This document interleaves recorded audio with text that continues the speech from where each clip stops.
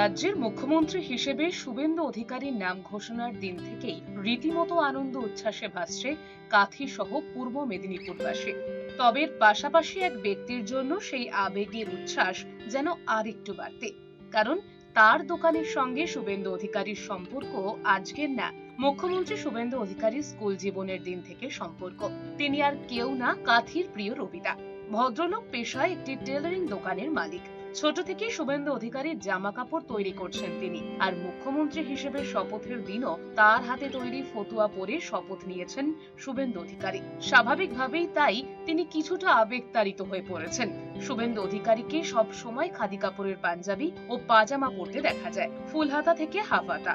পাঞ্জাবিতে রাজনৈতিক ময়দানে বারবার বাংলার মানুষ দেখেছে বর্তমান মুখ্যমন্ত্রীকে। আর এই সব পাঞ্জাবি ও পাজামার কারিগর কাঁথির এই রবীন্দ্র চৌধুরী। এলাকায় তিনি পরিচিত রবিদা হিসাবে।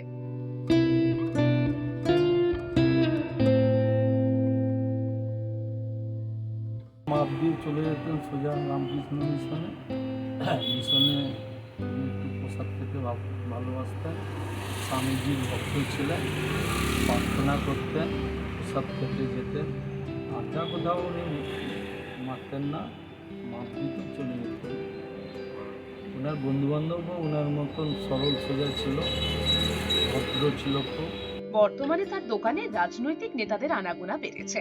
তার কারণ একটাই, এই দোকান থেকেই রাজ্যের মুখ্যমন্ত্রী শুভেন্দু অধিকারীর পোশাক তৈরি হয়। কিন্তু তার ছোট্ট দোকানে সবার কাজ নিয়ে তৈরি করাটা অসম্ভব বলে জানাচ্ছেন রবিদা।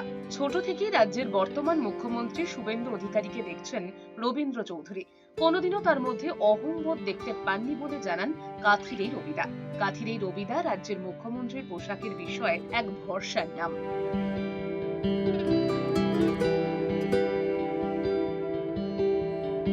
পূর্ব মেদিনীপুর থেকে জাহাঙ্গীর বাদশার রিপোর্ট, এস নিউজ।